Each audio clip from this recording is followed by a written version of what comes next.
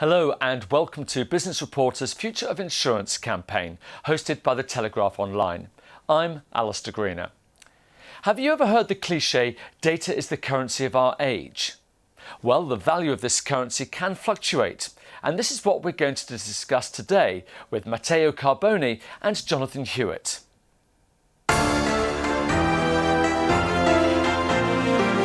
Good morning. Morning. Now, we live in this age of abundant data, and it's a bit of a golden age for marketeers because everyone wants to get more information, but they want to be able to use that information. Yet, there are many organisations who are failing to do that effectively. Why is that? Data is a raw material. It's not an actionable knowledge.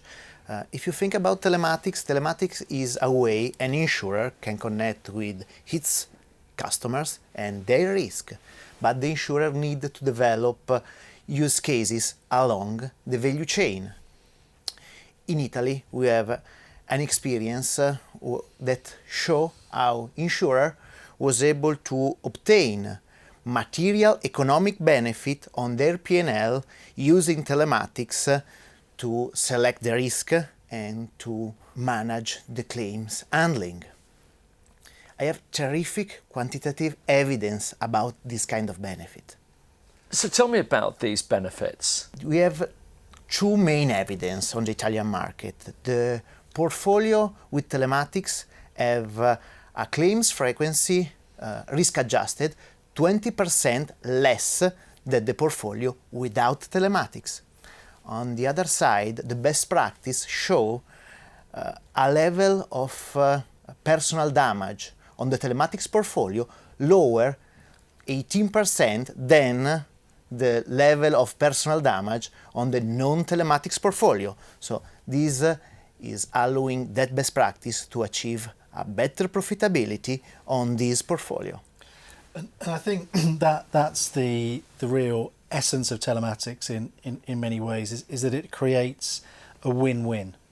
It creates a win for insurers because they can operate their businesses better in terms of those financial results that Matteo was talking about. In our portfolio, we see up to 18% improvement in combined ratio, which is great. But at the same time, consumers are winning. Again, we see up to 30% discounts for consumers by being able to demonstrate that they drive safely and they drive well, and it's their individualized risk, as well as getting extra value in terms of the guardian angel effect of somebody being there and knowing the type of accident or collision that I've had and being able to assist me in the moment with tow truck or ambulance in the most serious of accidents. So it really is creating a win-win through the application of telematics. Now, earlier on, we were talking about data and knowledge. Perhaps you could tell us the difference between the two. So the way to think about it is static to dynamic. For many years, 50, 60, 70 years, insurers have satisfied themselves with static data and proxy rating factors. Telematics moves us into the world of dynamic data, being able to have an individualised and contextualised picture of where and how a driver is driving. And from that data that we process through our powerful algorithms, outputting the services that the insurers need to do their businesses better, price risk, manage and pay claims, and look after the customer relationships. So what makes it so hard for organisations to actually bridge that gap between data and knowledge? The lack of a clear strategy. This was the answer I obtained by the 30 insurers joined the Connected Insurance Observatory, the think tank I created with the Italian Association of Insurers. If you think telematics are providing to the insurer 5 value creation levers: risk-based pricing, a way to select the risk, value-added services, loss control, and rewards. But each insurer needs to define their own strategy to use that levers. There is not a one-size-fits-all approach. So that's the theory behind it all. Perhaps you can now put it into practice and give me some examples of it in progress.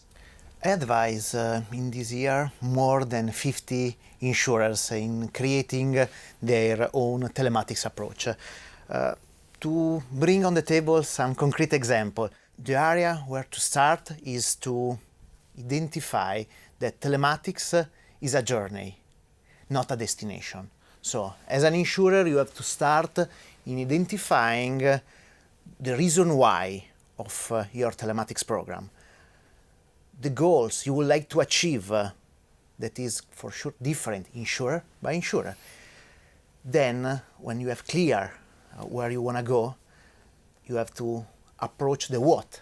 So the way you are deploying the 5 value creation levers I mentioned before. So to give you an example, when you have an insurer that have an issue about retention, he could try to create a product that works in retaining good risky client, in providing a discount focused on lowering their churn rate. Only after that 2 stages you can start to figure out how to shape your technological approach. And about this, probably Jonathan could elaborate better than me. So we have programs in all of the major markets that we work: North America, Europe, UK, and those programs can be quite different because they're seeking to use different levers within telematics. For some, it's a profiling, a simple mechanism for understanding somebody's driving behaviour over a short period of time. Other programs use aftermarket fitted black boxes to understand in real detail driving behaviour and detect crashes with very great accuracy for higher risk segments such as young drivers. And we have programs where we operate with automotive and car manufacturers to use connected car data to be able to inform how insurance is written. What is it about the automotive and insurance industries that makes this solution so important for them? Well, I think the answer for the insurers is that they need to improve their financial results and they need to improve the relationship they have with their customers. From an automotive point of view, from a car manufacturer's perspective, as well as selling more cars, reducing warranty claims and meeting their emission standards, they've got a big headache in how they monetize the huge investment that they've made in connected cars. What do they do with all the data?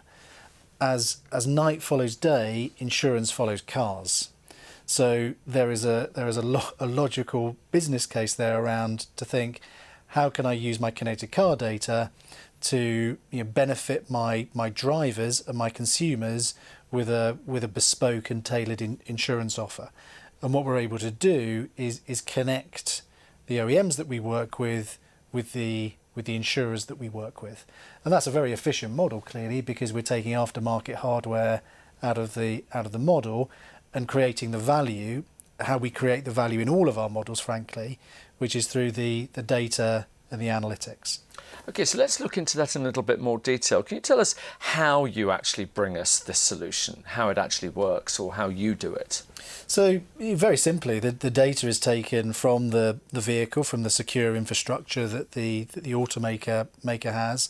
It's sent over the air to our data centers. We process that data using our algorithms that we've generated over 14 years of our operating history, to then output the services for the insurers that we connect commercially with the different OEMs, so that they can do this job of pricing risk and managing and paying the claims. Now, we've talked a little bit about change and how change affects us, and that's one thing that we know is going to happen. And if we look into the future, there's going to be more and more data available to us, which means we need to have a better understanding of the knowledge required for that. So looking into the future, what do you see as the future challenges? From my point of view, for the insurance sector, the next challenge will be the proximity with the client. Jonathan before was mentioning the relation, this big topic. Telematics allow the insurance sector to increase the proximity with the client, to increase the rate of interaction with the customer, a proven way to increase the loyalty.